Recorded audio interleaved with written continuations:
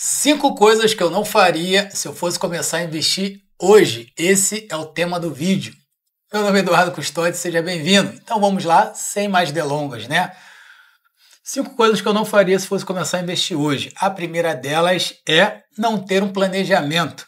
Por quê? Não ter um planejamento é a pior coisa que você pode ter quando você começa a fazer investimentos. Eu vou dar um exemplo prático meu. Em 2008, eu entrei no mercado, né, Bolsa de Valores, entrei no mercado efetuando minha primeira compra. Foi justamente um fundo multimercado que tinha Petrobras e Vale do Rio Doce, tá?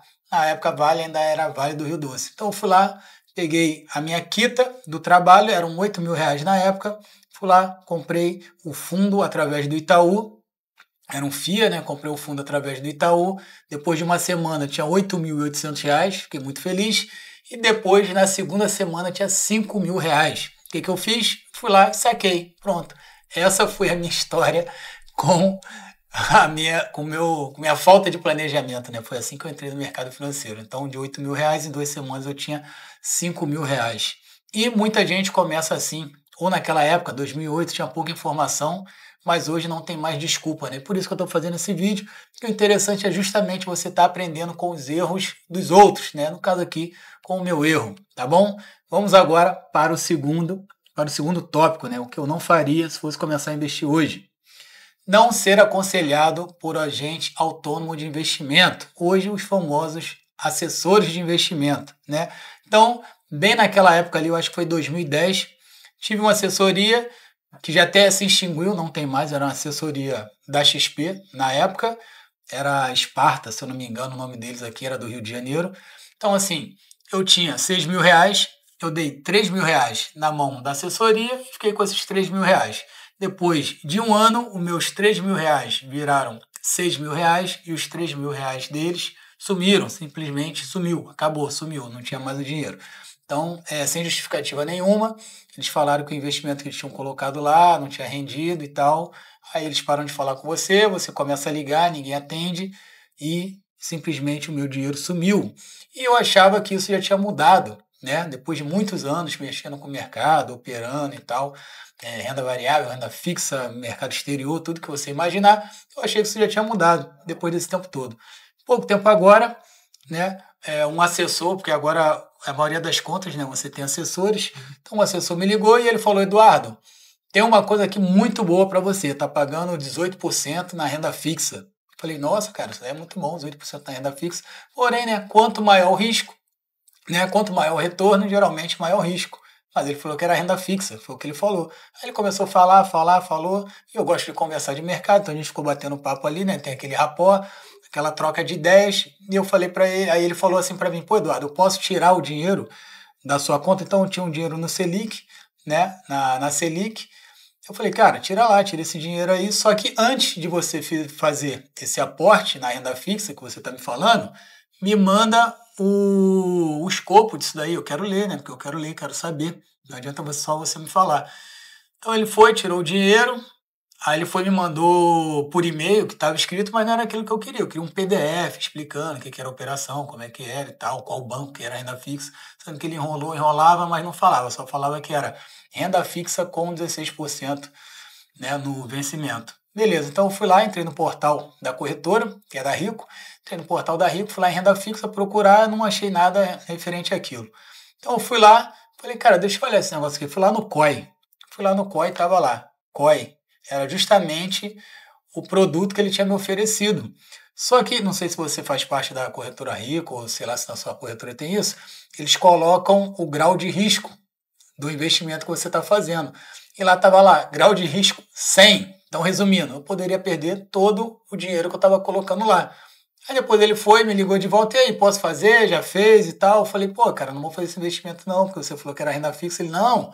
Aí eu falei: pô, mas é um COI. Ele falou: cara, mas eu não tenho problema de falar que é COI. Eu falei: tá, não tem problema, mas você não me falou. Então, assim, depois de anos, né, a mesma história se repete. Eles querem vender produto. Não existe planejamento. Não existe um planejamento com o seu dinheiro. Eles querem ficar rodando o seu dinheiro o tempo todo. Hoje em dia eu trabalho com consultoria. Então, assim, a gente vê os clientes que a gente atende, a gente faz um planejamento para o cliente. Só que quando é corretora, como a própria XP se intitulou como shopping financeiro. Então é isso, é um shopping, são produtos.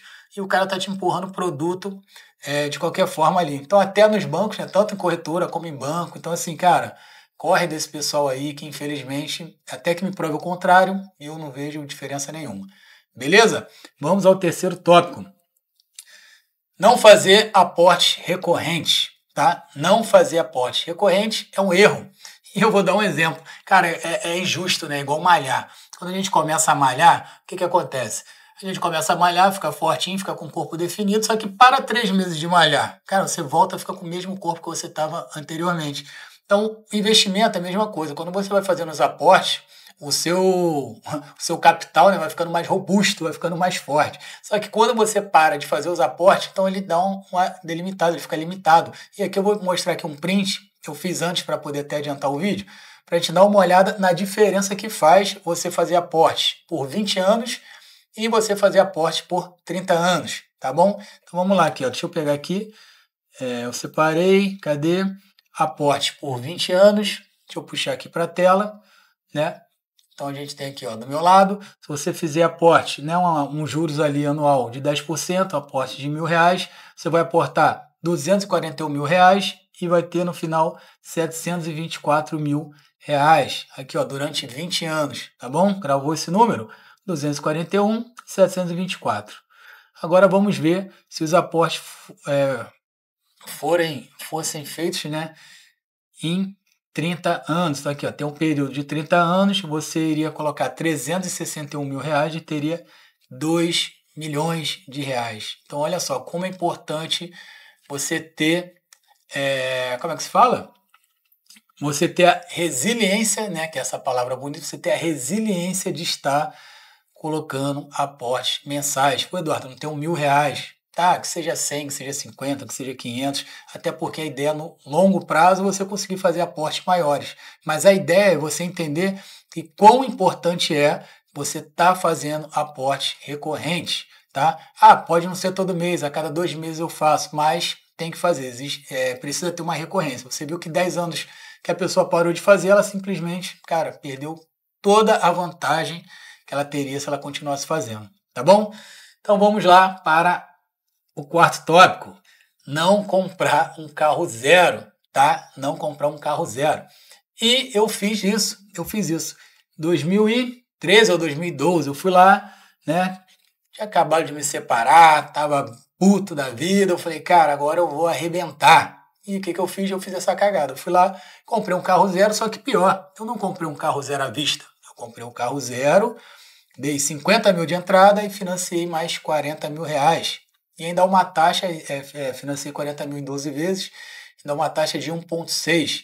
Então vamos aqui também, eu já adiantei até o print, para a gente poder dar uma olhada, os juros do carro que eu paguei.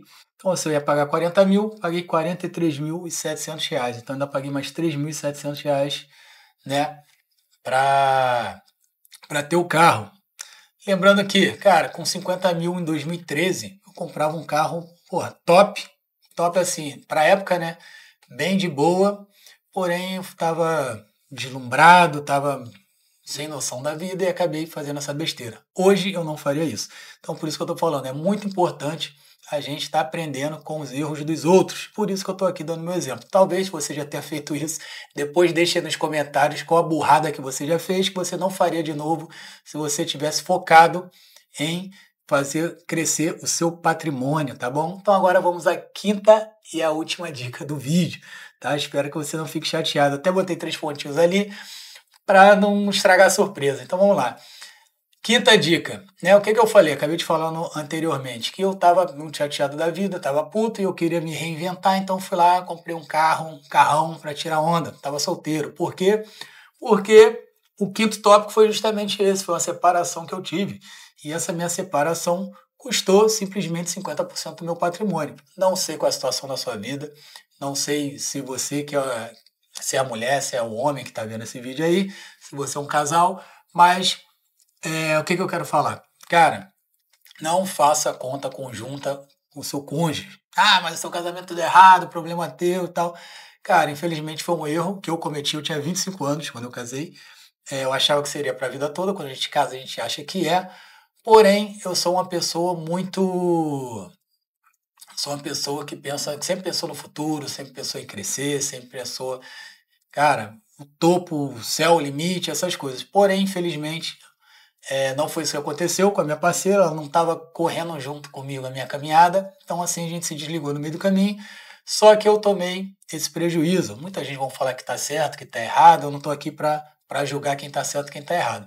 Mas se você puder casar, né, com a separação total de bens, o que é teu, o que é meu, eu acho que isso daí seria um problema que seria evitado, tá?